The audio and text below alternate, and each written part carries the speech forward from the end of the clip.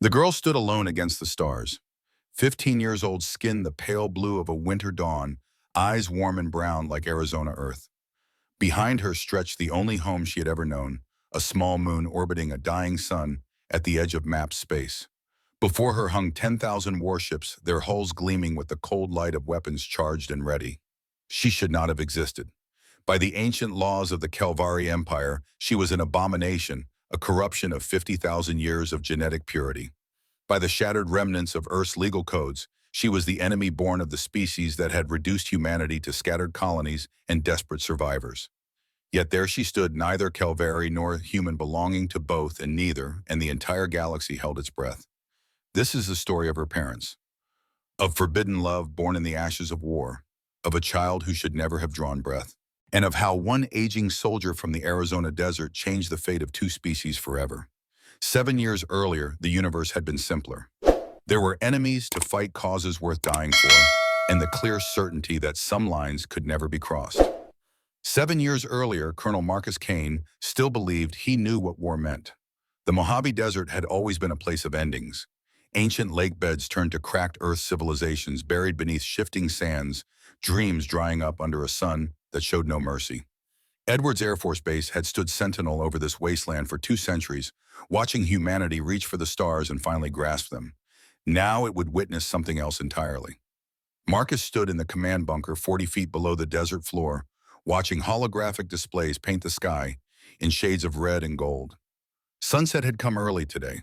The Kelvari fleet saw to that. 10,000 vessels hung above the atmosphere, blocking out the light, their formation so precise it seemed less like a military armada and more like a mathematical equation made manifest.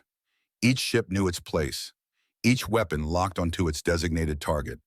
50,000 years of evolution had produced a species that waged war the way humans compose symphonies with terrible beauty and absolute precision. 47 soldiers remained under his command. All that was left of the United States Armed Forces, the once mighty military machine that had projected power across continents and then across solar systems. 47 men and women who had chosen to stand at the end of everything rather than flee into the dark between stars. The display flickered. Another defensive satellite went dark, another piece of Earth's shield stripped away. Marcus watched the numbers cascade downward, trajectories and impact estimates, scrolling past in cold green text, and felt nothing at all. He had used up his fear months ago. Grief had followed not long after, burned away in the nuclear fires that consumed Los Angeles, buried beneath the rubble of Chicago, scattered across the asteroid belt, where his son's ship had made its final stand. On the console beside him sat a photograph in a battered frame. Margaret smiled out from behind cracked glass, her hair still dark in this image, taken before the gray had started creeping in around her temples. She had always said he worked too much, spent too many nights staring at tactical displays instead of coming home to dinner. She had been right, of course. She usually was. 3 years ago, a Kelvari bombardment vessel had erased Los Angeles from the map while she was visiting her sister. Marcus had been stationed on Mars at the time, watching the mushroom clouds bloom across the Pacific coastline through a telescope powerful enough to count the dead. Next to Margaret's photo stood another, this one showing a young man in dress uniform, his jaw set with the particular stubbornness that had always reminded Marcus of his late wife. Captain Daniel Kane, callsign Reaper Hero of the Battle of Ceres Station, posthumous recipient of the Medal of Honor. Daniel had died 18 months ago, throwing his fighter between a Kelvari cruiser and a troop transport filled with civilian refugees. The transport had escaped. Daniel's ship had not. His last transmission still played in Marcus's dreams on the nights when exhaustion dragged him down into unwilling sleep. The words echoed now unbidden. A soldier does not die when he falls. He dies when no one remembers why he stood. Colonel, Lieutenant Sarah Chen materialized at his elbow, her young face tight with controlled terror. At 34, she was the oldest of his remaining officers. The Kelvari had been thorough in their culling of Earth's military leadership. Anyone with stars on their shoulders or gray in their hair had been priority targets in the opening months of the war. Marcus had survived only because he had been considered too old for frontline command, shuffled off to a training facility in the desert, while younger officers led humanity's fleets to glorious destruction. The irony was not lost on him. They are beginning their descent. The holographic display confirmed it. Dropships by the hundreds separating from the larger vessels, beginning the long spiral down through the atmosphere. They would land in a ring around the base, Marcus knew. The Kovari did nothing without precision. Every approach vector was calculated to minimize exposure to defensive fire while maximizing psychological impact on the defenders. They wanted the humans to see death coming, to understand the inevitability of it, to break before the first shot was fired. Marcus turned to face his people. 47 faces looked back at him, some barely old enough to shave, others carrying the weight of 3 years of constant retreat in the lines around their eyes. They had followed him here, knowing there would be no evacuation, no last-minute rescue, no cavalry riding over the hill. Edwards was the final redoubt, the place where humanity would make its last stand, and everyone present had made peace with what that meant.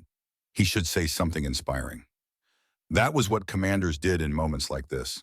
They found words that transformed terror into courage that made death seem like a small price to pay for glory. Marcus had given such speeches before, back when he still believed them. Now the phrases felt hollow in his mouth, worn smooth by overuse, inadequate to the weight of what was about to happen. Instead, he spoke simply. You know why we are here.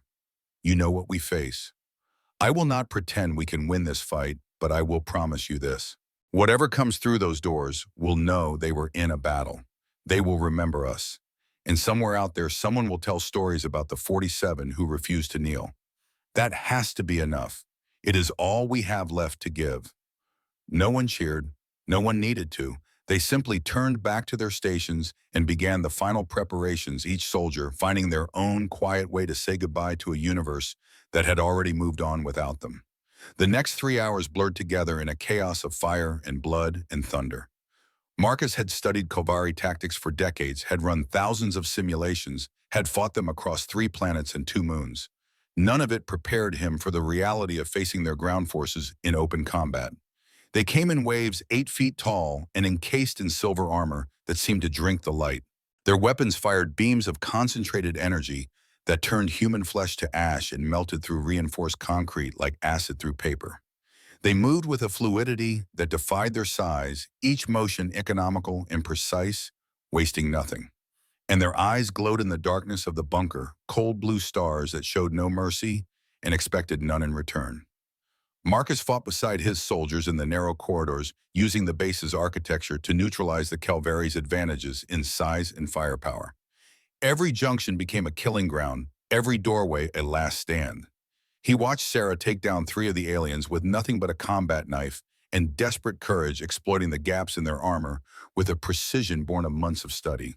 He saw Private Williams, barely 19 years old, hold a choke point for 6 minutes against impossible odds, his body absorbing shot after shot until he finally crumbled, buying time for his squad to fall back to the next defensive line. One by one, the lights on Marcus's tactical display went dark. 47 became 32. 32 became 17. 17 became 8, then 5, then 3. The end came in the command center where it had all begun. Marcus stood among the ruins of humanity's last military installation, his rifle empty, his body screaming with wounds he had stopped counting hours ago. Sarah crouched behind an overturned console to his left, bleeding from a gash across her forehead, her sidearm raised and steady despite the tremor in her hands. Private Morrison, the youngest of them all, lay motionless near the door, his eyes staring at nothing. Kalvari soldiers surrounded them, a perfect circle of silver and blue, their weapons trained on the survivors with mechanical precision. Marcus could feel their contempt radiating through the air, a species looking down at another the way humans might regard insects. They did not see enemies worth respecting. They saw pests to be exterminated, obstacles to be cleared, nothing more. He pushed Sarah toward the emergency hatch at the back of the room. Go. That is an order. Sarah's face twisted with anguish. Colonel, I am not leaving you here to... Someone has to tell the story. Marcus grabbed her shoulder, squeezing hard enough to leave bruises. Someone has to remember. That is your mission now, soldier. The only one that matters. Now go. He shoved her toward the hatch without waiting for a response, then turned to face the aliens who had destroyed everything he had ever loved. His rifle was empty. His sidearm held 3 rounds. 3 rounds against 100 enemies, against an empire that had conquered 1,000 worlds, against a force that had burned Earth's mightiest cities to glass and ash. Marcus straightened his spine, ignoring the agony that shot through his wounded ribs. He would not give them the satisfaction of seeing him broken. Whatever else they took from him today, they would not take that. The circle of Kovari parted, and something new stepped through. Not a soldier, something else entirely. 8 feet tall, yes, but moving with a grace that made the warriors around her seem clumsy by comparison. Her skin was the deep blue of ocean trenches unmarked by armor or insignia. Silver hair cascaded down her back, so long it nearly brushed the blood-stained floor. And her eyes burned with light that had nothing to do with battlefield illumination, twin stars that seemed to look through Marcus rather than at him, cataloging everything he was and finding it wanting. Queen Valoria had come to witness the end of humanity personally. She stopped 10 feet away, close enough that Marcus could see the subtle patterns in her skin, the way the light seemed to bend around her like she was distorting reality simply by existing. When she spoke, her voice did not come from her lips. It resonated directly in his mind, bypassing his ears entirely, a sensation that felt like having his thoughts rearranged by invisible hands. Kneel before your conqueror human. Your species is finished. Your world is ash. You are the last of your kind who still resists. Make your peace with oblivion. Marcus looked at her. He looked at the armies surrounding him, at the bodies of his soldiers scattered across the room, at the ruins of a base that had once represented humanity's reach for the stars. He thought about Margaret, about Daniel, about every friend and colleague and student he had lost over 3 years of constant defeat. He thought about Sarah hopefully making her way through the emergency tunnels towards something that might pass for survival. And then, despite everything, he laughed. It was not a pleasant sound. It scraped out of his throat like broken glass, harsh and bitter, and utterly inappropriate to the moment. But it was real, and it was his, and it was the only weapon he had left. The Queen's eyes narrowed, light flickering behind them, like lightning in a distant storm. You find amusement in your extinction? Marcus wiped blood from his lips, still smiling. I find amusement in irony, Your Majesty. You came all this way, destroyed all those cities, killed all those people, built an empire that spans 1,000 worlds. And you still do not know how to say hello before you start shooting. 800 years old, and you never learned basic manners. Kind of makes me wonder which species is really the primitive one here. Silence. The kind of silence that precedes violence, that fills the space between heartbeats, when death is measuring its approach. The Kalvari soldiers shifted hands, tightening on weapons, waiting for the command that would end this insignificant human's existence. The Queen did not give it. Instead, she tilted her head, a gesture that seemed almost human in its curiosity. You do not beg. You do not plead. You do not even attempt to bargain for your meaningless life. Why? Because I am 58 years old, my knees are not what they used to be, and I would not kneel to the thing that killed my wife and son, even if I could. Marcus met her glowing gaze without flinching. What is standing in front of you is not a man with something to lose. It is what is left after you have already taken everything, and that Your Majesty is the most dangerous thing in the universe. Something changed in the Queen's expression. It was subtle, almost imperceptible, a slight softening around eyes that had held nothing but contempt moments before. She was looking at him differently now, Marcus realized. Not as prey, not as an obstacle, as something she did not quite understand. That uncertainty saved his life. Bring him. Her command echoed through every mind in the room simultaneously. The human does not die today. I wish to understand what makes him smile at the end of everything. Strong hands seized Marcus's arms, dragging him away from the command center, away from the bodies of his soldiers, away from the planet that had been humanity's home for 200,000 years. He did not resist. There was no point in resistance now, and something in him wanted to see what came next, wanted to understand why a queen who had ordered the deaths of billions had suddenly decided that one broken old soldier was worth keeping alive. The dropship lifted off as the sun finally set over the Mojave. Marcus watched Earth shrink through a viewport, watched the continents blur into brown and blue smears, watched the planet that had birthed his species become just another point of light among the stars. Somewhere down there, Sarah was running, carrying the story of 47 soldiers who had refused to surrender. Somewhere down there, the ghosts of everyone he had loved were waiting for an ending that would not come today. Queen Valoria had made her choice. Now Marcus would have to live with the consequences. The flagship of the Calvari Empire defied every expectation Marcus had formed over 3 years of studying enemy vessels. He had anticipated cold efficiency, military precision, the aesthetic of a species that had evolved beyond anything so frivolous as beauty. What he found instead was something closer to a cathedral. Corridors stretched for hundreds of meters, their walls lined with crystalline structures that pulsed with soft light, responding to movement like a living organism tracking prey. The air carried a faint sweetness, biological rather than chemical, as if the ship itself was breathing around him. Everywhere he looked, form merged with function in ways that human engineers would have dismissed as impossible. Support beams curved into spirals that served no structural purpose but drew the eye upward towards ceilings lost in shadow. Control panels grew from walls like flowers blooming in fast motion, their interfaces shifting and reforming based on who approached them. The Calvari soldiers escorting Marcus moved through this environment with the casual familiarity of beings who had never known anything else. They had been created for this, he realized, engineered over 50,000 years to interface seamlessly with technology that blurred the line between machine and organism. Their armor was not worn so much as grown bonded to their bodies at a molecular level. Their weapons were extensions of their nervous systems fired by thought rather than trigger. They were not soldiers in any sense Marcus understood.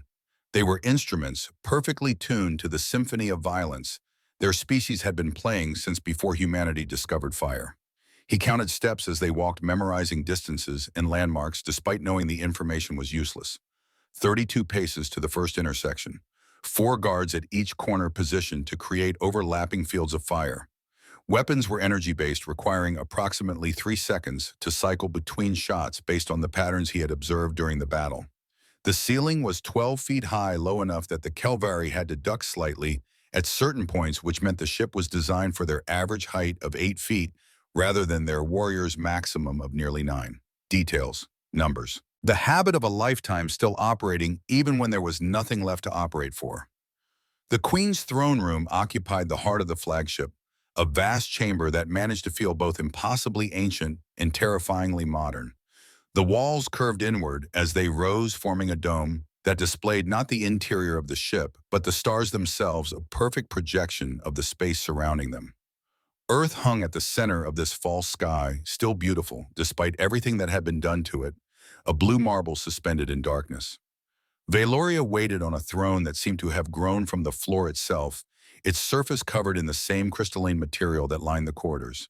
She had changed since the battle, trading her simple appearance for robes that shimmered with internal light, a crown of silver metal that curved around her temples like frozen flame. She looked every inch the ruler of an interstellar empire, beautiful and terrible, and utterly beyond human comprehension. Marcus was thrown to the floor before her, his wounded body screaming protest as it impacted the hard surface. He lay there for a moment, breathing through the pain, then slowly pushed himself to his knees. Not to bow, to look up at her without craning his neck. The Queen studied him with those star-bright eyes, her expression unreadable. Around them, advisors and officers and guards formed a silent audience, all of them watching to see what their ruler would do with this strange trophy she had claimed. "Tell me, human," Valoria's voice echoed through his mind, intimate despite the crowd. "You have fought us for 3 of your years. Your species has lost every engagement, every battle, every world you once called home. Yet you stood in that bunker and laughed at death. I have conquered 47 planets. I have broken species that once ruled empires of their own." None of them laughed. Why did you, Marcus, consider the question? He could lie, could claim bravado or insanity or simple exhaustion. But something in the Queen's gaze demanded honesty, a curiosity that seemed genuine despite everything her species had done. "Because you reminded me of something my son said before he died." The words came slowly, dragged up from depths Marcus usually kept sealed. "He told me that humans do not win wars by being stronger or faster or smarter. We win them by refusing to understand when we have lost. We keep fighting after the battle is over, keep hoping after hope makes sense, keep laughing when crying is the only rational response. It drives our enemies crazy. And sometimes, just sometimes, it drives them to make mistakes." The Queen leaned forward, her expression sharpening with interest. "You believe we made a mistake by keeping you alive. I think you are about to make one by keeping me talking. Marcus allowed himself a small smile, because every minute you spend trying to understand why I am not afraid is a minute you are not ordering my execution. And that means I am already winning your majesty. Just a little, just enough. Around the throne room, Marcus heard the subtle sounds of weapons being readied, of soldiers preparing to end this impudent human's life on the slightest signal from their queen. But Valoria raised one hand, a gesture so slight it would have been invisible if every eye in the room had not been locked on her, and the sound stopped. Leave us. The command carried absolute authority. Officers and advisors and guards filed out without question, their faces carefully blank, their thoughts hidden behind centuries of conditioning. Only one figure hesitated, a tall Kelvari male whose silver armor bore marks of rank that Marcus did not recognize. His face carried a scar that ran from temple to jaw, the kind of wound that spoke of battles survived rather than avoided. He looked at the queen with something that might have been concern, or might have been something else entirely, before following the others out of the chamber. The doors sealed behind them, and Marcus found himself alone with the ruler of the largest empire in known space. Valoria descended from her throne with a fluid grace that made her seem to float rather than walk. Up close, she was even more overwhelming, her presence filling the room in ways that had nothing to do with her physical size. Marcus could feel her attention like a weight pressing against his consciousness, could sense thoughts moving behind those luminous eyes that operated on a scale he could not begin to comprehend. She stopped 3 feet away, looking down at him with an expression that had shifted from curiosity to something harder to name. "Your son," she said, and now her voice came from her lips rather than his mind, accented but comprehensible, each word chosen with obvious care. "He died protecting others. I read the reports of the engagement at Ceres Station. His sacrifice was strategically pointless. The refugees he saved were captured 6 months later, processed along with the rest of your species. He threw away his existence for nothing." Marcus felt the old grief stir in his chest, familiar as breathing. "With respect, Your Majesty, you do not understand us at all. Daniel did not die for strategic value. He died because the alternative was living with himself if he did nothing. That is not the same thing. I do not understand the distinction." "I know. That is why you are losing." Valoria's eyes flared with sudden light, and for a moment Marcus was certain he had finally pushed too far. But the flare subsided, replaced by something that looked almost like amusement. "We control every major population center on your world. Your fleets are destroyed, your armies are scattered. Your government has collapsed. By every metric that matters, we have won this war completely. Yet you claim we are losing. Explain." Marcus rose slowly to his feet and ignoring the pain that shot through his injured body. Standing, he barely reached her shoulder, but he no longer cared about the height difference. "You came here for something, not just conquest, not just resources. If that was all you wanted, you would have glassed the planet from orbit and then moved on. But you did not. You landed troops. You took prisoners. You kept me alive when killing me would have been simpler. That means there is something you need, something you cannot get through violence alone. And whatever it is, you have not found it yet, which means you are losing." The queen was silent for a long moment, her expression unreadable. Then she turned away, walking toward the viewport where Earth hung suspended against the stars. "You are more perceptive than most of your species. That is part of why I chose to preserve you. The other part—" She trailed off, her silver hair catching the light as she moved. "The other part is that I want you to teach me." Marcus blinked. Of all the things he had expected to hear, this was not among them. "Teach you what?" Valoria did not turn around. Her voice, when it came, was softer than before, carrying an undertone he had not heard from her until now. "In 800 years, I have conquered 47 worlds. I have commanded armies that number in the billions. I have shaped the destiny of species and civilizations and entire sectors of the galaxy. And in all that time, no one has ever looked at me the way you did in that bunker. I looked at you like an enemy." "No." Now she turned, and Marcus saw something in her eyes that stole his breath. "You looked at me like a person, like I was something other than a weapon to be feared or a symbol to be worshipped. You looked at me like I might have a choice in what I am. And I want to understand what that means." The chamber fell silent except for the soft hum of the ship's systems, the quiet pulse of a vessel that was as much organism as machine. Marcus stood at the center of impossible circumstances, a prisoner who had somehow become something else, facing a queen who was asking questions she should not have needed to ask. He thought about Margaret and about how she had always seen past his uniforms and ranks to the uncertain boy from Phoenix, who had never quite believed he deserved any of the things life had given him. He thought about Daniel, about the way his son had inherited his mother's gift for seeing people clearly, for finding the human behind the role. Teaching requires trust, Marcus finally said, and trust requires time, neither of which I have any reason to give you. Then I will earn them. Valoria's voice carried a weight of decision, as if she was committing to something far larger than either of them fully understood. You will stay, not as a prisoner, not as a pet, as, I do not know your word for it, someone who knows things I wish to learn. The word is teacher, or mentor, or maybe just old fool who does not know when to keep his mouth shut. Then you will be my old fool. A hint of something that might have been humor flickered across the queen's face. And I will try not to have you executed for your impertinence. Marcus looked at her, this ancient alien queen who had destroyed his world and killed his people, and felt the strangest sensation. Not forgiveness, not acceptance. Something more like recognition. The loneliness behind her eyes was familiar. He had seen it in his own reflection often enough over the past 3 years. One condition, he heard himself say. You tell me why. The real reason you invaded Earth.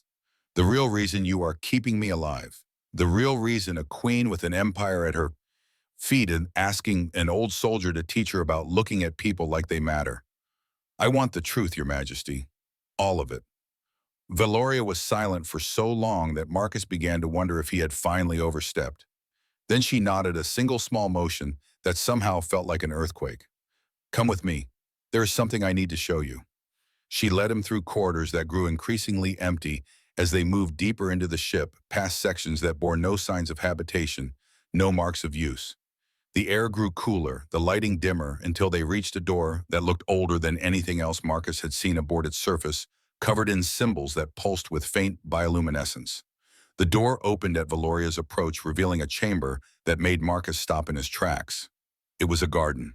A vast, impossible garden growing in the heart of a warship filled with plants that should not have been able to exist in the void of space. Trees with silver bark stretched toward a ceiling, lost in artificial mist. Flowers bloomed in colors that had no names in any human language. A stream wound through the center of the space, its water glowing softly with some kind of bioluminescent life. I created this 500 years ago, Valoria said, her voice soft as she walked among the trees. It is a memory, the only thing I have left of the world where my species was born. That world died 10,000 years before I existed, consumed by a star gone unstable. But the records survived, and from those records, I built this. Marcus followed her along the winding path, his tactical mind still cataloging details, even as something deeper responded to the alien beauty surrounding them. Why show me this? Because I have never shown it to anyone. She stopped beside the stream, looking down at her reflection in the glowing water. In 800 years, not one being has entered this garden. The crew does not know it exists. My advisors would consider it a weakness, a sign that their queen has attachments that could be exploited. I built it in secret, and I have kept it secret, and I have never understood why I felt the need to build it at all. You were lonely. The words hung in the air between them. Valoria did not look up, but Marcus saw her shoulders tense, saw the way her hands curled at her sides. My species does not experience loneliness. We are engineered to find fulfillment in purpose, in duty, in the advancement of the empire. Personal connections are inefficient. Emotional attachments are vulnerabilities. I was created in a laboratory designed from the genetic level upward to be the perfect ruler. I have no parents, no siblings, no one who knew me before I became what I am. This is optimal. This is what I was made for. Her voice cracked on the last word, a fracture in the facade so small it might have been imagined. And yet I built a garden to remember a world I never seen, and I stand in it alone because there is no one I can trust to stand beside me. Marcus moved to stand next to her, close enough that he could see his own reflection beside hers in the water, old and battered and human, next to ancient and perfect and alien, an impossible pairing in an impossible place. That is what you want me to teach you, he said. It was not a question. Not strategy, not tactics, not how to fight humans. You want to understand what it means to not be alone. Valoria finally looked at him, and in her star-bright eyes, Marcus saw something he had not expected. Fear. The kind of fear that comes from admitting a need you have spent centuries denying. My species is dying. The words came out in a rush, as if she had been holding them back for longer than Marcus could comprehend. 50,000 years of genetic purity, and we are collapsing from within. Our DNA is degrading. Each generation is weaker than the last. In 200 years, perhaps less, there will be no more Calvary births. Our empire will crumble. Our history will be forgotten. And I will watch it happen, unable to stop it, because the solution requires something I was never designed to understand. What solution? New genetic material, new blood, emerging with another species that might stabilize what is falling apart inside us. Her laugh was bitter, entirely without humor. We came to Earth because your DNA is compatible with ours. The first species we have found in 10,000 years of searching that might save us. And instead of asking for help, we made war, because that is all we know how to do. Because the idea of admitting weakness, of reaching out as equals rather than conquerors, is so foreign to our nature that we would rather die than try it. Marcus absorbed this feeling, the shape of the universe shift around him. Everything he had believed about this war, about this enemy, about this queen, was realigning into a new configuration. You did not come here to conquer us, he said slowly. You came here to survive. Yes. And you are telling me this because... Valoria turned to face him fully, and in that moment, she looked nothing like a queen. She looked like what she was underneath all the power and the centuries and the engineered perfection. A woman facing extinction, reaching out to the only hand that might pull her back from the edge. Because you are the first being in 800 years who looked at me and saw something worth saving. The words hung between them, heavier than the silence of space. Marcus thought about everything he had lost, everything she had taken, every reason he should hate her with his dying breath. He thought about Margaret's face, about Daniel's sacrifice, about 47 soldiers who had trusted him to lead them into oblivion. And he thought about what his son had said about soldiers who die only when no one remembers why they stood. I cannot forgive you, Marcus said finally. I may never be able to forgive you. What you have done to my people, to my family, to my world. There is no absolution for that. Not in my lifetime. Maybe not ever. Valoria nodded, accepting this. I know. But Marcus paused, searching for words that matched the impossible thing he was about to say. Forgiveness and help are not the same thing. And maybe building something new matters more than avenging what was lost. Maybe that is the only way any of us survives what is coming. You would help me after everything. Marcus looked around the garden at this secret place where a lonely queen had tried to remember a home she had never known. He thought about his own losses, his own loneliness, the empty years that had stretched out before him until today. My wife used to say that the measure of a person is not how they treat their friends. It is how they treat the ones who do not deserve kindness. He met Valoria's glowing eyes, and for the first time since the war began, he felt something other than grief or rage. He felt the faintest stirring of possibility. I am not saying yes, not yet. I am saying I will stay. I will talk to you. I will answer your questions and ask my own, and we will see what happens. That is enough. Valoria's voice was barely a whisper. That is more than I ever expected. Outside the garden, beyond the walls of the flagship, the universe continued its slow dance of destruction and survival. Earth turned beneath the shadow of the Calvary fleet, its cities dark, its armies broken, its people scattered to the cosmic winds. Somewhere in the endless void, Sarah Chen was running, carrying the story of humanity's last stand to whatever future remained. And in a garden that should not have existed, an old soldier and an ancient queen stood together, neither quite sure what they were beginning, both aware that whatever it was would change everything. The stars wheeled overhead, indifferent to the small dramas of mortal beings. But sometimes the small dramas are the ones that matter most. Sometimes a single conversation in a secret garden can shift the course of empires. Sometimes, against all odds and reason, enemies become something else. Marcus Kane, last colonel of the United States Armed Forces, survivor of the Battle of Edwards Base, widower, and bereaved father and stubborn old man, looked at Queen Valoria of the Calvary Empire, and saw not a monster but a mirror. "So," he said, his voice rough but steady, "when do we start? 6 weeks changed everything and nothing at all." Marcus learned the rhythms of the flagship like a prisoner memorizing the patterns of his guards, except he was no longer certain he was a prisoner at all. His quarters occupied a section of the ship that had been hastily converted from storage, the walls still bearing faint outlines where equipment had been removed to make room for human needs. A bed that was too large for his frame, a viewport that showed him stars he could not name, a door that was never locked leading to corridors where Calvary soldiers watched him pass with expressions he could not read. He walked those corridors every day, counting steps, cataloging faces, building a mental map of the vessel that had become his world. The flagship was called the Ascendant Throne, in the rough translation his limited understanding of Calvary language allowed. It carried 15,000 crew members, enough firepower to crack a planet's crust, and one queen who came to his quarters every night after the rest of the ship had fallen into the synchronized rest cycle that passed for sleep among her species. Their conversations started carefully, two fighters circling each other in a ring neither fully understood. Valoria asked about Earth, about human customs, about the small details of daily life that her tactical briefings had never bothered to include. Marcus answered with the honesty of a man who had nothing left to lose, describing Sunday dinners and baseball games, and the way summer thunderstorms rolled across the Arizona desert like invading armies made of cloud and light. In return, she told him about the Calvari, about the 1,000 worlds they had conquered, the species they had absorbed or destroyed, the endless expansion that had become the only purpose they knew. She spoke of these things without pride or shame, simply stating facts the way one might describe the weather. It was, Marcus realized, the only way she knew how to speak. 800 years of rule had stripped her vocabulary of anything as frivolous as emotion. But the garden changed her. Every few nights when the ship's quarters grew quiet, and even the ever-present guards seemed to fade into the shadows, Valoria would lead him back to that impossible space hidden in the heart of the warship.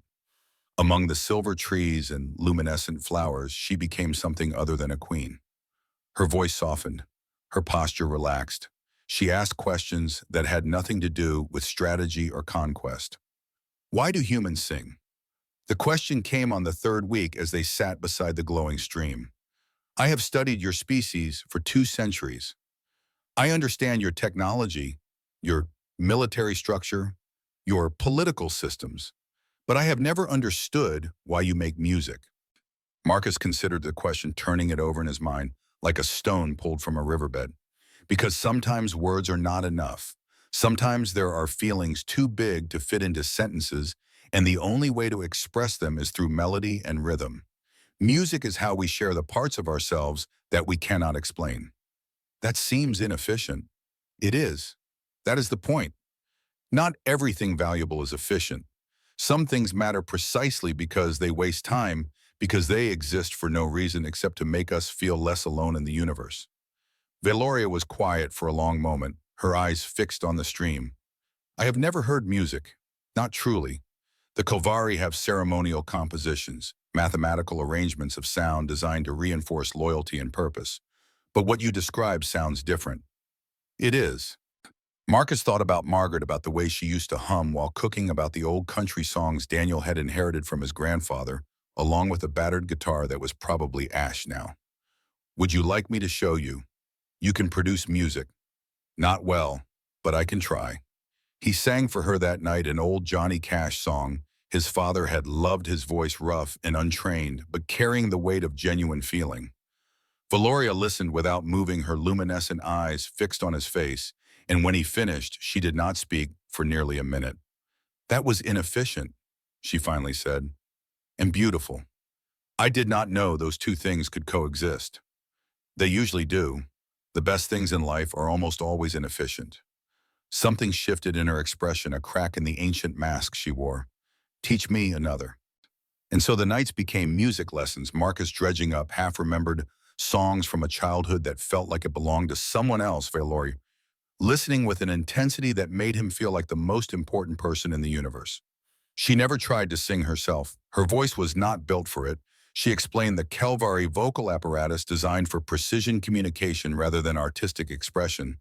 But she learned to recognize melodies, to anticipate chord changes, to understand why certain combinations of notes could make a human weep. "This is what we have lost," she said one night after Marcus had finished a stumbling rendition of a song Margaret used to love. "In 50,000 years of evolution, we engineered a way everyman that makes your music possible. We removed inefficiency, we eliminated the capacity for purposeless joy, and now we are dying, and I think perhaps this is why."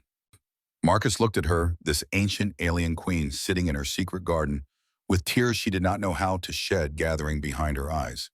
"What do you mean, the genetic degradation? Our scientists have studied it for 10,000 years without finding a solution. They search for biological causes, chemical imbalances, environmental factors. But watching you listening to your songs, I wonder if the problem is simpler than they realize." She turned to face him, and in the soft light of the garden, she looked almost human. "We stopped feeling. We engineered ourselves into perfection, and perfection has no room for the messy, inefficient, beautiful things that make life worth the preserving. Our DNA is not degrading because of a virus or mutation. It is degrading because we forgot how to want to live." The words hung in the air between them, heavy with implications neither fully understood. Marcus thought about the Kelvari soldiers he had fought, their mechanical precision, their utter lack of hesitation or doubt. He thought about the efficiency Valoria prized, the way her species had optimized themselves into a corner from which there was no escape. "Is that why you invaded Earth?" he asked.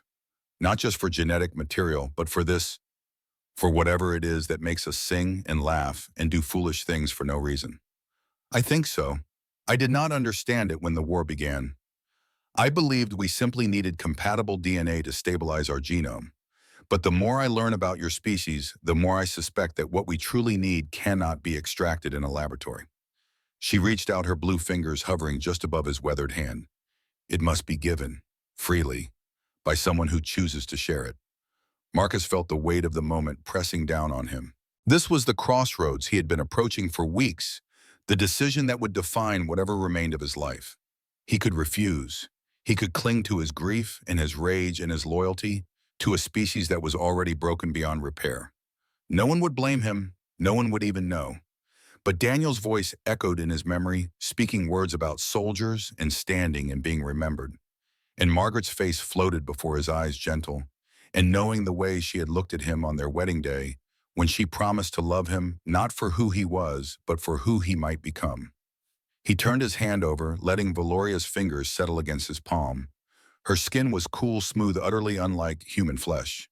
But the tremor that ran through her at the contact was something he recognized. Fear and hope and desperate longing, the same things he felt himself. "I cannot promise you anything," Marcus said quietly.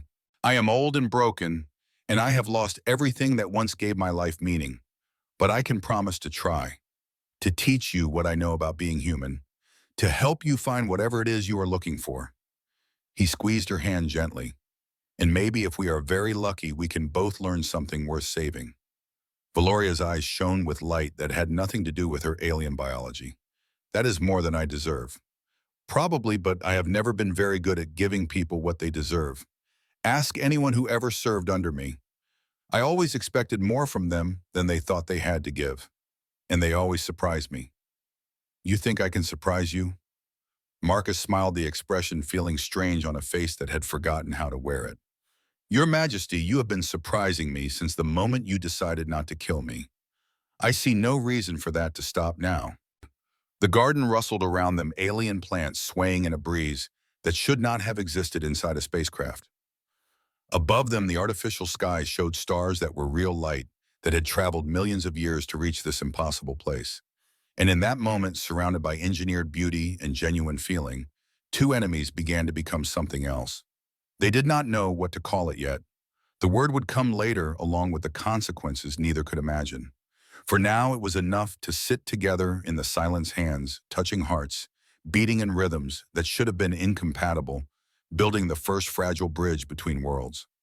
Outside the garden, beyond the walls of the ascendant throne, the universe continued its ancient business. Stars were born and died. Empires rose and fell. The Kelvari fleet maintained its occupation of Earth, while humanity scattered to the edges of known space. None of it mattered in that moment. Nothing mattered except the simple fact of connection, the miracle of two beings choosing to reach across the void between them. Marcus thought about the battles he had fought, the soldiers he had lost, the family that existed now only in memory. He thought about the years that stretched ahead of him, fewer now than those behind, each one precious and uncertain. He thought about what it meant to start over at 58, to find purpose in the wreckage of everything he had believed. And he thought about Valoria, this ancient queen who ruled an empire and commanded armies and had never once in 8 centuries experienced the simple comfort of a hand held in the darkness. It gets easier, he said, not sure which of them he was trying to convince. The feeling you are having right now, the terror of letting someone see you clearly. It does not go away entirely, but it gets easier to bear. How do you know? Because I have been where you are. After Margaret died, after Daniel, I swore I would never let anyone close enough to hurt me again. I built walls so high I could not see over them myself. And then I met you, and you knocked them down without even trying. He laughed softly, shaking his head. The universe has a cruel sense of humor, putting us together like this. An old soldier and an alien queen. The setup to a joke that no one will ever find funny. I do not understand jokes. I know. We will work on that too. Valoria was quiet for a moment, processing. Then hesitantly she leaned closer, her shoulder brushing against his. Will you tell me more about your wife, Margaret? You speak her name differently than other words. Softer, like it is precious. Because it is. Marcus felt the familiar ache in his chest, but for once it did not overwhelm him. She was a teacher, 3rd grade, spent her whole life trying to convince 8-year-olds that reading was more fun than video games. Never made much money, never wanted to. She said the only wealth that mattered was the kind you could not count. That sounds inefficient. Everything about her was inefficient. She could not balance a checkbook to save her life. Burned dinner at least twice a week. Got lost every time she tried to drive anywhere new. Marcus smiled at the memories, letting them warm him instead of wound him. And she was the best person I ever knew. Patient and kind and absolutely certain that everyone deserved a second chance. Even me when I was too stubborn to ask for one. You loved her. More than I have words for. Even now, 3 years after losing her, I still reach for her in my sleep. I still expect to hear her voice when I wake up. I still see things that I want to show her, and the moment when I remember she is gone hits me all over again. Valoria absorbed this, her alien mind working to understand concepts that had no equivalent in her experience. And yet you speak of her with joy, not only grief. How is that possible? Because loving someone is not about possession, it is about connection. Margaret is gone, but what we had together is still real. It shaped who I am, left marks on my soul that will be there until I die. In a way, she is still with me, just not in the way I would choose if I had any say in the matter. I have never had what you describe. The Kovari do not form such bonds. We are designed to find fulfillment in duty, in service to the empire. Personal attachments are discouraged as inefficient. How is that working out for you? The question landed harder than Marcus intended. Valoria flinched, a tiny motion that she probably thought was invisible, but that he had learned to read over the weeks they had spent together. Poorly, she admitted. I have served the empire for 8 centuries. I have fulfilled every duty, exceeded every expectation, and I am the loneliest being in the galaxy. There is a void inside me that nothing fills, no matter how many worlds I conquer or how perfectly I perform my function. I have wondered sometimes if the degradation affecting my species might be related to this void. If perhaps we are dying because we stop being able to form the connections that make life meaningful. That is exactly what I was thinking earlier. Then you understand why I need you, not just for genetic material, not just for study. I need you to show me how to fill the void, how to build the connections that your species finds so naturally and that mine has engineered away. Marcus considered this request, the weight of it, the implications. She was asking him to teach her how to be human, or at least how to access the parts of herself that her species had abandoned in their pursuit of perfection. It was an impossible task. It might also be the only thing capable of saving both their peoples. I will try, he said finally. But you have to understand something. The things you are asking about love and connection and meaning, they cannot be learned from a textbook. They have to be experienced. And experiencing them means taking risks, being vulnerable, allowing yourself to be hurt. Are you prepared for that? I do not know. I have never been hurt, not in the way you mean. Physical pain, yes. The wounds of battle, but the kind of hurt that comes from caring about someone, from investing your heart in something that might be taken away, that is foreign to me. It is the worst feeling in the world, Marcus said honestly. When you love someone and lose them, it tears something out of you that never fully grows back. There are days when the grief is so heavy you cannot get out of bed, when you wonder if caring about anything was worth the price you eventually have to pay. That sounds terrible. Why would anyone choose it? Because the alternative is worse. Living without love, without connection, without the risk of loss, that is not living at all. It is just existing, marking time until you die. I tried it after Margaret, after Daniel. I closed myself off and refused to care about anything. And I was miserable.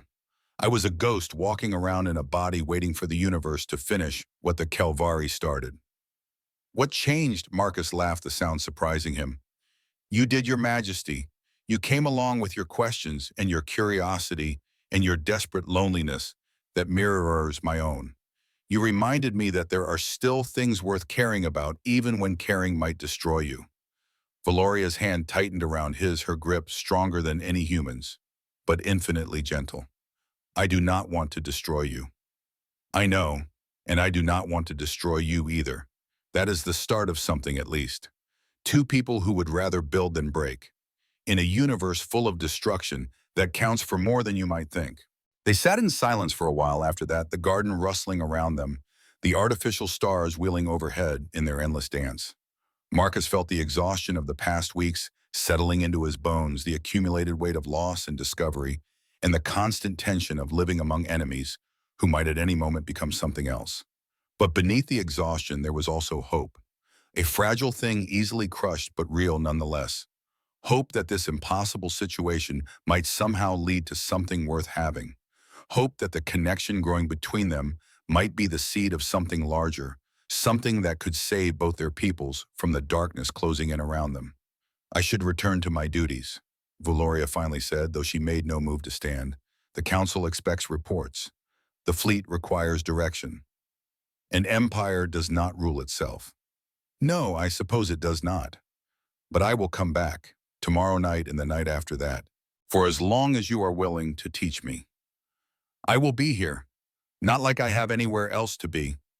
Valoria rose gracefully, her height once again reminding Marcus of the gulf between their species. But she paused before leaving, looking down at him with an expression he could not quite read. Marcus, yes, thank you for the music, for the stories about Margaret, for treating me like a person instead of a symbol. I have not thanked you for any of it, and I should have. You are welcome. And Valoria, she tilted her head, waiting. For what it is worth, I think you are more than you believe yourself to be. Whatever your scientists designed you to be, whatever your empire expects you to become, there is something else inside you, something real and valuable and worth protecting. I see it in these gardens, in the questions you ask, in the way you reach for understanding, even when it terrifies you. The person you could become is someone I would be proud to know. I hope you get the chance to meet her someday. The queen of the Calvary Empire stood motionless for a long moment, processing words that no one had ever spoken to her before. Then slowly she nodded. I hope so too. She left the garden, and Marcus remained surrounded by silver trees and luminescent flowers and the weight of everything that was changing between them. He did not know what the future held. He did not know if this connection would save anyone or damn them both. He only knew that for the first time in 3 years, he wanted to find out. The stars above him shone with light that had traveled millions of years to reach this place. In cosmic terms, everything that happened here was infinitesimal, meaningless, a brief flicker in the endless dark. But cosmic terms had never mattered much to Marcus. What mattered was the small scale, the individual moments, the choices that seemed insignificant until they changed everything. He had made his choice. Now he would have to live with the consequences, whatever they turned out to be. Tomorrow night, Valoria would return. They would talk again, share again, build again on the foundation they were slowly constructing. And maybe if they were very lucky, they would find a way forward that neither of them could see alone. It was not much, but it was a start. 3 days later, everything fell apart. Marcus knew something was wrong the moment he woke. The ship felt different, a subtle vibration in the walls that spoke of systems under stress. The corridor outside his quarters was empty when it should have been patrolled, and the ever-present hum of the vessel's engines had taken on a higher pitch that set his teeth on edge. He dressed quickly and made his way toward the command section, following the mental map he had built over weeks of careful observation. Calvari soldiers passed him without acknowledgement, their attention fixed on destinations that seemed to consume their entire focus. Whatever was happening, it had the entire ship on edge. The answer came when he reached the observation deck that overlooked the main hangar. Through the transparent walls, he could see shuttles launching in rapid succession, each one carrying troops in full combat gear toward a destination he could not determine. And standing in the center of the deck, watching the deployment with an expression that made Marcus's blood run cold, was the scarred Calvari officer he had noticed during his first audience with the Queen. High Commander Theron turned at the sound of Marcus's approach, and his eyes held a satisfaction that needed no translation. "Human, you should not be here. Where is Valoria?" "The Queen is indisposed, a medical matter, nothing that concerns you." Marcus felt ice forming in his chest. He had learned enough about Calvari facial expressions to recognize a lie, and Theron was lying with every fiber of his engineered being. "I want to see her." "That is not possible." "Make it possible." Theron moved faster than Marcus could track his hand closing around the human's throat and lifting him off the ground with casual ease. "You forget your place, animal. You exist because the Queen found you amusing. That protection ends the moment she is no longer able to provide it. Choose your next words very carefully." Marcus could not breathe, could not speak, could not do anything except hang in the grip of a being who could crush his windpipe with a thought. But he had faced death before, had made peace with it, in the bunker at Edwards when his world ended. Fear was an old companion easily ignored when necessary. He met Theron's eyes without flinching, letting his defiance speak for him. The High Commander held him for a long moment, then dropped him to the deck with a sound of disgust. "The Queen has made many mistakes during her reign. You are merely the latest. When she recovers from her current condition, she will understand the error of her ways, and you will be returned to the status you deserve, a specimen in a laboratory useful only for the genetic material you can provide." Marcus pulled himself to his feet, rubbing his bruised throat. "What have you done to her?" "Nothing yet. The Queen's condition is her own doing, a consequence of choices she made without consulting her advisors. Choices that will be corrected once the proper procedures are in place." "What condition? What are you talking about?" But Theron was already turning away his attention, returning to the shuttles streaming from the hangar. "You will learn soon enough. Everyone will. The Queen has shamed herself and her empire, and the Council will not allow that shame to stand." Marcus watched him go, his mind racing through possibilities and implications. Valoria had been fine 3 nights ago, healthy and focused, and showing no signs of any medical issue. Whatever had happened since then must be significant enough to shift the entire power structure of the ship, both to embolden a subordinate like Theron to speak of his Queen with such open contempt. He needed information. He needed to find out what was happening before it was too late to do anything about it. And he needed to find Elder Physician Marath, the only other Calvari who had ever shown him anything resembling kindness. The escape began in chaos and ended in silence. Marcus had expected pursuit the moment their stolen shuttle cleared the Ascendant Throne's hangar bay. What he had not expected was the scale of it. 50 warships broke formation from the main fleet, their engines flaring blue-white against the darkness of space, each one carrying enough firepower to reduce a small moon to rubble. Theron had been confined to quarters, but his loyalists remained scattered throughout the fleet, and they responded to the Queen's flight with the fury of true believers watching their faith betrayed. The shuttle was never designed for combat. It was a medical transport, small and fast but utterly defenseless, its hull plating barely sufficient to withstand micrometeorite impacts. Marcus pushed its engines beyond rated capacity, feeling the vibration of overtaxed systems through the deck plates beneath his feet, knowing that every second of additional speed brought them closer to catastrophic failure. Valoria sat strapped into the co-pilot's seat, her face pale with exhaustion, her hands resting on her abdomen, where new life grew despite the universe's apparent determination to prevent it. Behind them, elder physician Myrath monitored her vital signs on a portable medical scanner, his ancient face tight with concern at readings that fluctuated with each violent maneuver Marcus executed. And beside Myrath sat Lieutenant Sarah Chen, rescued from a detention cell 3 hours earlier, her face bearing fresh bruises from interrogators who had wanted to know everything about the human who had seduced their queen. She had told them nothing. Marcus had expected nothing less from the woman he had trained. Asteroid belt ahead. Sarah's voice cut through the tension, her tactical training asserting itself despite everything she had endured. Density looks high enough to provide cover if you can thread the gaps.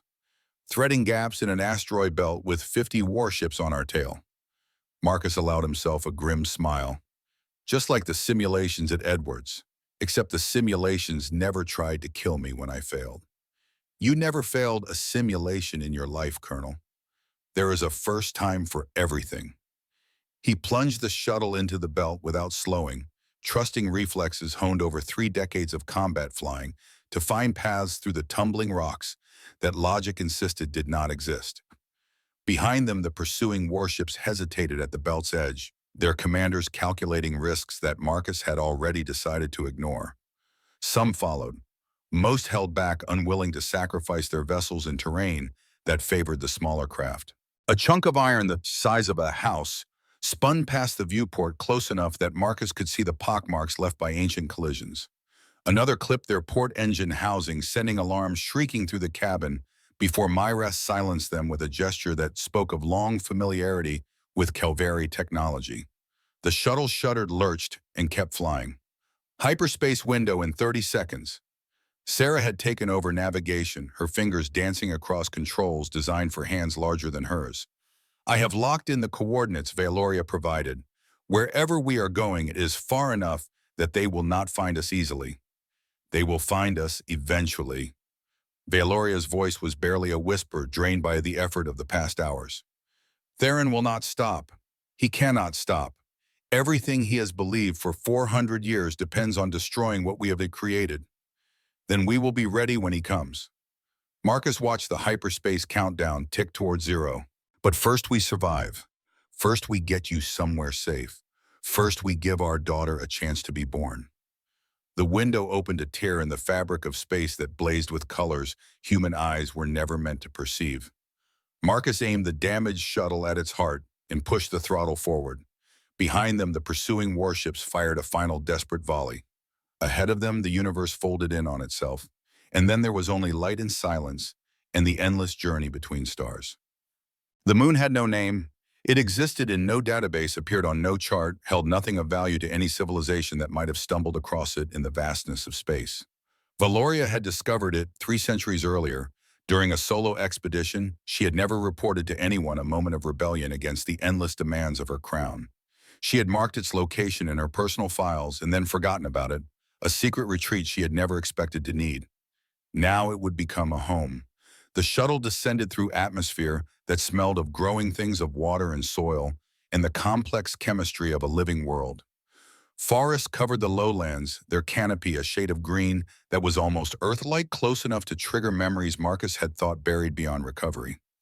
Mountains rose in the distance, their peaks white with snow that gleamed under the light of twin suns. A river wound through the valley below them, its water clear enough to reveal smooth stones along its bed.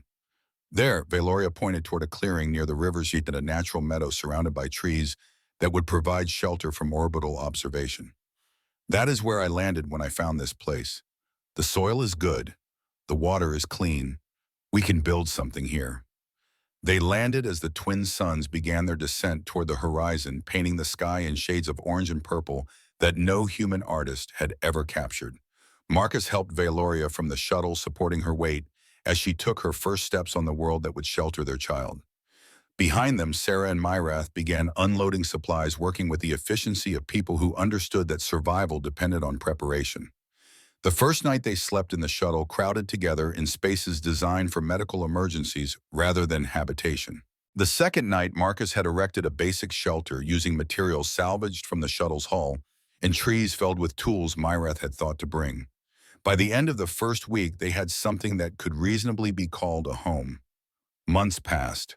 The twin suns rose and set in patterns that gradually became familiar. Marcus discovered that his skills as a military engineer translated surprisingly well to frontier construction, each day bringing new challenges that kept his mind occupied and his hands busy. He built walls and floors and a roof that did not leak. He constructed furniture from native wood that smelled faintly of cinnamon. He created a garden where Valoria could sit in the evenings surrounded by plants she had transplanted from the wild, finding peace in growing things after a lifetime of destruction. Sarah became the bridge between their small community's different elements. She learned Kelvari from Myreth with a speed that surprised even herself, her talent for languages, combining with her tactical mind to make her invaluable as a translator and mediator. She taught Valoria the casual English that formal education never covered, filling the Queen's vocabulary with slang and jokes, and the small verbal shortcuts that made conversation feel natural rather than rehearsed. Myreth devoted himself to monitoring Valoria's pregnancy, tracking the development of a hybrid child that challenged everything his 7 centuries of medical knowledge had prepared him for. The baby grew faster than either Kelvari or human norms would predict, her vital signs strong and stable, her genetic structure displaying the perfect stability that might save an empire. He recorded everything, creating a medical archive that might someday teach others how to replicate what had happened here by accident. And Valoria herself transformed in ways that none of them had anticipated. Freed from the weight of her crown, from the endless demands of empire and the constant performance of queenship, she discovered parts of herself that 8 centuries of rule had buried. She laughed more easily now. She asked questions without calculating their political implications. She sat with Marcus in the evenings, watching the twin suns set, learning songs he remembered from a world that no longer existed. "Tell me about Arizona." The request came on a night when both moons hung full above the horizon, their light turning the meadow silver. "You speak of it differently than other places, like it still lives inside you." Marcus considered the question, sorting through memories that felt increasingly distant. It was desert mostly, hot and dry and empty in ways that could kill you if you were not careful. But there was beauty in it too. The way the light changed at sunset, turning the rocks red and orange and purple. The storms that rolled in from the mountains, all thunder and lightning, and rain that evaporated before it hit the ground. The silence at night when you could hear nothing but wind and your own heartbeat. It sounds lonely. It was. That was part of what I loved about it. The loneliness was honest. It did not pretend to be anything else. And when you found connection in a place like that, it meant something. It was not just convenience or proximity. It was choice. Valoria leaned against him, her head resting on his shoulder, her hand intertwined with his. "I think I understand. This place reminds me of your Arizona. Empty but not hostile. Lonely but not cruel. A place where we can choose what we become instead of being told." That is exactly what I was thinking. They sat in comfortable silence, watching the moons trace their slow paths across the sky. Somewhere in the darkness, small creatures called to each other in voices that were almost like birds, almost like nothing Marcus had ever heard. The universe continued its ancient business, indifferent to the small drama playing out on this nameless moon. But for once, that indifference felt like blessing rather than curse. Here, they were free. Here, they could build something new. Here, their daughter would be born. Aurora entered the world screaming, and her cry echoed across the meadow like a declaration of war against everyone who had tried to prevent her existence. The birth was difficult. Myreth had warned them it would be the hybrid physiology creating complications that no medical text had ever documented. Valoria labored for 18 hours, her strength fading with each contraction, her body struggling to deliver a child that belonged fully to neither species. Marcus stayed beside her throughout, holding her hand, whispering encouragement, refusing to leave, even when Myreth suggested his presence might be adding to her stress. "I did not come this far to miss the moment." His grip on her hand tightened as another contraction ripped through her. "Whatever happens, we face it together." That was the deal. There was no deal. Valoria's voice was ragged with exhaustion. "You just decided, and I was too tired to argue." That is basically the same thing. Despite everything, she laughed, a small sound quickly swallowed by pain but real nonetheless. And in that moment, Marcus knew they would survive this. Not because the universe owed them anything, not because their cause was just or their love was pure, but because they had each other, because neither of them was willing to give up. Aurora arrived as the twin suns rose over the eastern mountains, their light flooding through the window of the shelter Marcus had built with his own hands. She was small, smaller than human babies, but larger than Calvari norms. Her skin, the pale blue of a winter dawn, her features a blend of both her parents that somehow created something entirely new.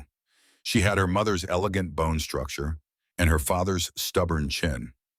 Her fingers were long like Valoria's, her nose flat like Marcus's. But her eyes were something else entirely.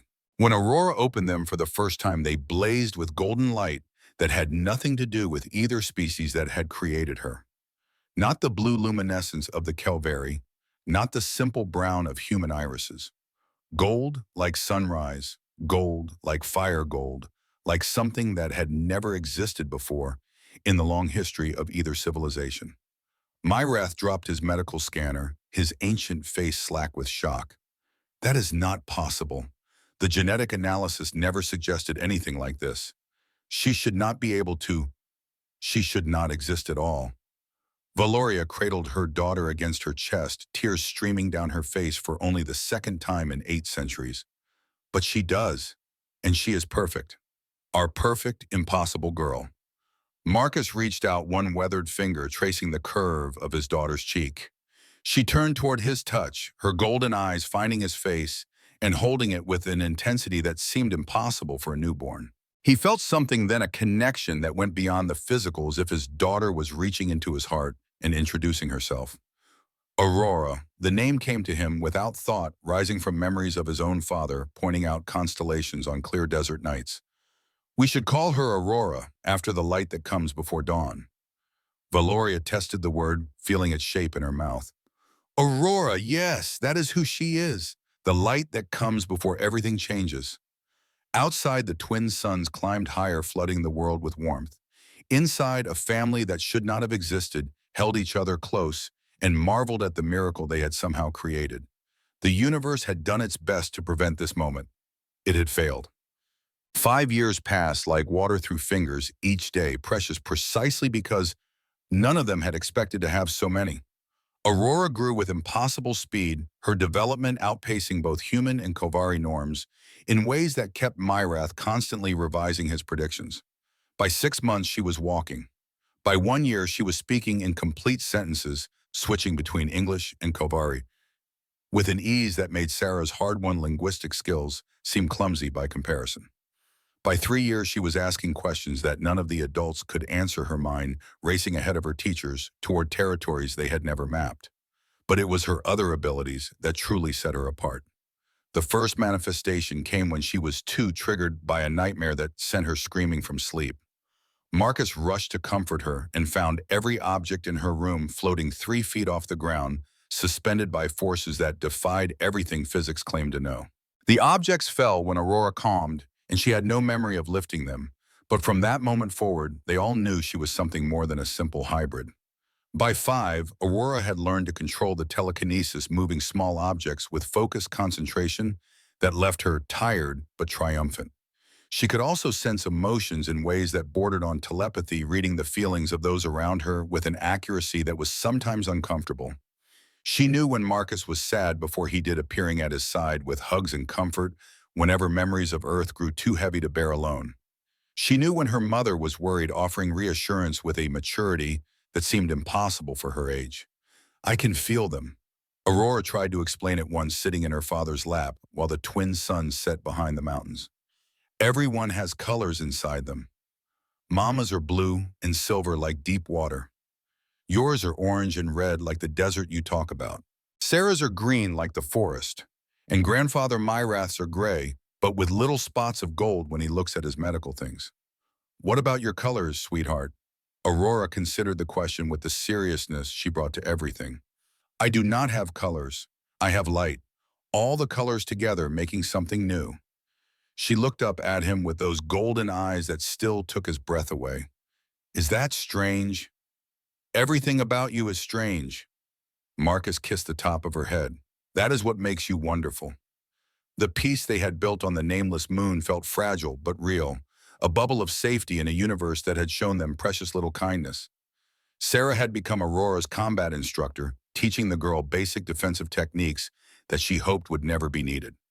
Myrath continued his research, transmitting encoded reports to sympathetic factions within the Empire who might someday use the data to save their species. Valoria governed their small community with the same wisdom she had once applied to 47 worlds, finding joy in problems that could be solved with conversation rather than conquest. And Marcus discovered to his own surprise that he was happy. Not the desperate happiness of someone clinging to good moments before they disappeared, but the deep contentment of a man who had finally found where he belonged. The nightmares still came, sometimes memories of Edwards in Los Angeles and all the losses that had brought him here. But they came less frequently now, displaced by new memories that pushed the darkness back. He should have known it could not last. The scanner alert came on a morning like any other, its harsh tone shattering the peace that had become so precious. Marcus reached the monitoring station Sarah had built from salvaged shuttle components, just as the display populated with data that turned his blood to ice. 200 ships. Kovari military vessels in standard assault formation, approaching from the outer system at speeds that would bring them to the moon within hours. Theron had found them. The preparations happened with the grim efficiency of people who had always known this day would come. Sarah distributed weapons from their limited armory, checking each one with the care she had learned in a military that no longer existed. Myrath prepared the underground shelter, where Aurora would hide, stocking it with supplies sufficient for weeks of concealment. Valoria stood at the window of their home, watching the sky where death was approaching her face, carrying the cold composure of a queen preparing for her final battle. Marcus found Aurora sitting in the garden her mother had planted, surrounded by flowers that bloomed in colors no Earth botanist had ever catalogued. The girl looked up at his approach, her golden eyes reflecting the twin suns, her expression carrying knowledge no 5-year-old should possess. He is coming. Aurora's voice was calm, almost peaceful. The one with the scar, the one who loves Mama the wrong way. I can feel him even from here. He is so angry, Papa. So hurt. He has been carrying that hurt for so long that he does not remember what it felt like before. Marcus knelt beside his daughter, taking her small hands in his weathered ones. Listen to me, Aurora. When the fighting starts, you need to go to the shelter with Grandfather Myrath. No matter what you hear, no matter what you feel, you stay hidden till one of us comes for you. Can you promise me that? I can promise to try. She squeezed his hands with strength that surprised him. But I do not think I can keep that promise. Something is going to happen today. Something important. I can feel it coming like a storm building behind the mountains of Kamenians. I am part of it. I have to be part of it. You are 5 years old. You are not part of any battle. I am also something that has never existed before. Aurora smiled, and in that expression, Marcus saw both her mother's ancient wisdom and his own stubborn determination. You taught Mama how to love. She taught me, and I think maybe I'm supposed to teach someone else, even if he does not want to learn. Before Marcus could respond, the first explosions echoed across the valley. Dropships were descending through the atmosphere, their weapons systems already firing, targeting the home that 4 refugees had built with hope and desperation. He grabbed Aurora and ran, carrying her toward the tree line where Sarah waited with weapons ready. The battle that followed was unlike anything Marcus had experienced in 3 years of war against the Kelvari. Theron's forces came in waves, 200 soldiers in full combat armor, supported by aerial units that strafed the forest with energy weapons that set trees ablaze. Marcus and Sarah fought a retreating action using every trick they had learned in decades of military service, making the enemy pay for every meter of ground with blood and time. But they were 2 humans against an army, and the mathematics were unforgiving. Marcus took the first wound defending a choke point that Sarah had identified as their best defensive position. Energy fire caught him in the shoulder, spinning him around, dropping him to the forest floor as pain exploded through his nervous system. Sarah dragged him to cover, returning fire with desperate accuracy, buying seconds that felt like hours. Get to Aurora. Marcus forced the words through gritted teeth. Protect her. That is all that matters now. I am not leaving you, Colonel. That is an order, Lieutenant. Court-martial me later. She hauled him upright, supporting his weight as they stumbled deeper into the forest. Behind them, Kovari soldiers advanced with the relentless precision of their kind. their weapons cutting through cover that would have stopped anything human technology could produce. Ahead of them, the shelter where Aurora was supposed to be hiding grew closer with agonizing slowness. They almost made it. The clearing where Valoria had made her stand was littered with fallen Kalvari soldiers, testament to power she had not used in centuries but had never forgotten. She stood at the center of the carnage, her blue skin glowing with energy she was channeling from sources Marcus could not perceive, her silver hair whipping in winds that existed only around her. She was magnificent and terrible in a queen defending her family with everything she had. But Theron was her match and more. The High Commander emerged from the trees like a nightmare given form, his scarred face twisted with emotions that had fermented for 4 centuries into something toxic and consuming. He moved faster than any Calvari Marcus had ever seen, crossing the distance to Valoria in heartbeats, his blade flashing in the light of the twin suns. Their battle was brief and brutal. Valoria was weakened by years away from the technological infrastructure that enhanced Calvari abilities. Theron was driven by obsession that had become indistinguishable from madness. When she fell, it seemed almost inevitable, a conclusion that had been written centuries before either of them understood where the story was going. Theron stood over her, his blade raised for the killing stroke, his face showing nothing but the terrible satisfaction of a man about to destroy the thing he loved because he could not possess it. 400 years. His voice was barely recognizable, scraped raw by emotions he had never learned to process. I gave you 400 years of loyalty, of devotion, of service that asked nothing in return except the hope that someday you might see me. And you chose him, a human, a creature that lives and dies in the span of a single Calvari heartbeat. You chose him over me. I chose love over possession. Valoria's voice was weak but unwavering. You never understood the difference. That is why I could never choose you. Then you will die never choosing me, and your abomination daughter will follow, and the human who stole what should have been mine.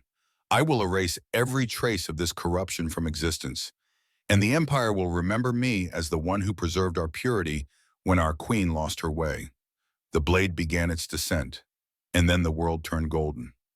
Aurora walked out of the forest like a small sun given human form, her eyes blazing with light that cast shadows in every direction, her presence filling the clearing with power that made the air itself vibrate. She was 5 years old.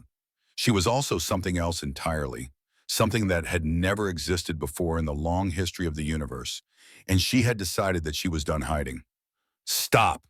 The word carried weight that had nothing to do with volume, pressing against everyone present with force that locked muscles and froze weapons. Theron's blade halted inches from Valoria's throat, held by power he could not see and could not resist. Aurora walked toward him, this ancient warrior who had nursed hatred for longer than human civilizations had existed, and she showed no fear. Her golden eyes fixed on his scarred face, looking past the surface to something underneath. You hurt so much. Her voice was gentle, carrying a compassion that seemed impossible given what he had been about to do. You have been hurting for so long that you forgot there was ever anything else. The hurt became everything. It ate all the other parts of you until only the pain was left. What are you, Theron's voice cracked with terror he could not hide. What kind of monster has she created? I am not a monster. Aurora reached up, her small hand pressing against his armored chest. I am a bridge. I am what happens when two species stop fighting and start loving. And I can feel what you feel. All of it. The loneliness you have carried since before my mother was born. The hope that kept dying and being reborn every time she looked at you. The moment when hope finally died forever and rage took its place. Golden light pulsed from her hand, flowing into Theron like water into a vessel that had been empty for centuries. His body went rigid, his eyes rolled back, and then he screamed. It was not a scream of pain. It was something else entirely, the sound of walls collapsing that had held back floods for 400 years. Tears streamed down his scarred face as emotions he had suppressed for centuries crashed through him all at once, overwhelming defenses that had seemed impenetrable, drowning the rage that had driven him across the galaxy to this moment. He fell to his knees, the blade dropping from fingers that could no longer grip his body, shaking with sobs that racked his massive frame. Aurora stood before him, her hand still pressed to his chest, her golden eyes soft with understanding that no 5-year-old should possess. I forgive you. She said the words simply as if they were the most natural thing in the universe. And now you need to learn to forgive yourself. Around them, Kovari soldiers lowered their weapons, their expressions showing shock that mirrored their commander's collapse. Some of them were crying too touched by the edges of whatever Aurora had unleashed. Others simply stared, trying to process a reality that had shifted beneath their feet. Marcus limped to Valoria's side, helping her sit up, holding her close while they both watched their daughter do something that neither of them fully understood. She was healing Theron, they realized. Not his body, but something deeper. She was showing him what he had lost and offering him a chance to find it again. The battle was over. Not because one side had won, but because fighting had become impossible. Aurora had not defeated the enemy. She had transformed them. And in that transformation lay the future of two species. 10 years later, the universe had changed in ways that none of them could have predicted. Aurora stood on the cliff overlooking the valley, her 15-year-old form silhouetted against the light of the twin suns. Below her spread the settlement that had grown from 4 refugees into something approaching a small city, its buildings a blend of human and Kalvari architecture that reflected the community living within. 2,000 people called this moon home, now drawn from both species, learning to build something new together. Theron worked among them, his scarred face no longer carrying the weight of ancient hatred. The transformation Aurora had begun in that forest clearing had continued over the years, each day, bringing him closer to the person he might have been, if 4 centuries of unrequited love had not twisted him into something monstrous. He taught Kalvari engineering to human students. He helped Marcus expand the settlement's infrastructure. He had even hesitantly and with obvious discomfort apologized to Valoria for everything he had done. She had not forgiven him. Not yet. Perhaps not ever. But she had accepted his help, and that was enough for now. Marcus climbed the path to the cliff top, his 73-year-old body protesting the exertion, his hair completely white now, his face lined with age that seemed to have accelerated since leaving Earth. But his eyes were still sharp, still carrying the tactical awareness that had saved countless lives during the war, and they softened when they found his daughter waiting for him. They are coming. Aurora did not turn around, her gaze fixed on the sky where points of light had begun to appear. The fleet from the Empire, and ships from the human colonies too. I can feel them all. So many minds, so many hopes and fears, all converging on this little moon. Nervous? Terrified. She finally looked at him, and in her golden eyes he saw the little girl who had sat in his lap watching sunsets overlaid with the young woman she was becoming. What if I fail? What if I cannot make them understand? What if everything we have built here falls apart because I say the wrong thing? Marcus stood beside her, his hand finding hers the way it had 1,000 times before. Then you try again, and again, and again until you get it right, or until there is nothing left to try. That is what humans do. That is what you taught Theron, whether you realized it or not. We do not give up just because the odds are against us. I am not human. You are not Kalvari either. You are something new, something that gets to decide for herself what giving up means. Aurora squeezed his hand, drawing strength from his presence the way she always had.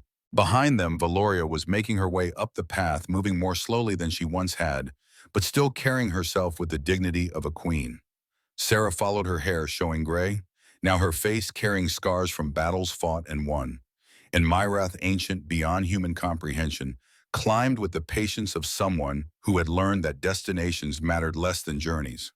They gathered at the cliff top as the fleet descended through the atmosphere, ships bearing insignia from both civilizations, coming not to conquer, but to negotiate. The first formal talks between the Kalvari Empire and the scattered human colonies. The first step towards something that might someday be called peace. Your father was right, you know. Valoria moved to Aurora's other side, her blue hand finding her daughter's golden one.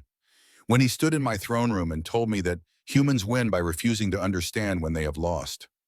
I thought it was foolishness, primitive stubbornness from a species that could not accept reality. And now I think it might be the most important thing either of our species has ever learned. The refusal to give up, the insistence that tomorrow can be better than today, the choice to keep trying even when every logical analysis says you should stop. She looked at her daughter with eyes that had seen 8 centuries and still found wonder in this moment. You are that choice made flesh, Aurora. You are the proof that enemies can become family, that hatred can become love, that two species on the edge of extinction can create something worth saving. The ships landed in the valley below, their hatches opening to disgorge diplomats and soldiers and ordinary citizens who had made the journey to witness history being made. Aurora watched them emerge, feeling their emotions like colors in her mind, the fear and hope and desperate longing for connection that united them across all the differences that had once seemed insurmountable. She took a breath, preparing to descend and meet them, preparing to begin the work that might take the rest of her life, preparing to be the bridge she had been born to become. One more thing. Marcus stopped her with a hand on her shoulder. Whatever happens down there, whatever they say or do or demand, remember what I taught your mother in that garden. Remember what she taught you. Remember what you taught Theron. What is that? That love is stronger than purity, that connection matters more than conquest, that the only thing worth building is something you build together. He pulled her into a hug, holding her the way he had when she was small enough to fit in his arms. I am so proud of you, Aurora. Whatever comes next, remember that. Your mother and I are so incredibly proud of the person you have become. I love you, Papa. I love you too, sweetheart. Now go change the universe. Aurora walked down the path toward the waiting ships, her golden eyes catching the light of the twin suns, her presence drawing every gaze in the valley. She was 15 years old. She was also the first of her kind to bridge between species, a living proof that the impossible could become real if people were willing to fight for it. Behind her, an old soldier and an ancient queen stood together on the cliff top, hands intertwined, watching their daughter begin the work they had started in a secret garden aboard a warship when a prisoner had taught a queen how to love. The universe stretched out before them, all vast and indifferent and full of possibilities that had not existed 10 years before. Wars would still be fought. Prejudices would still fester. The long work of building peace would require generations of effort from people not yet born. But today, on a nameless moon at the edge of mapped space, two species were choosing to try. And sometimes that was how the future began. Not with victory, not with conquest, but with a choice made by imperfect people to reach across the void between them and find something worth holding on to. Aurora reached the delegation and smiled, her golden eyes reflecting the hopes of everyone watching, and the universe held its breath, waiting to see what would happen next. Word count 5067.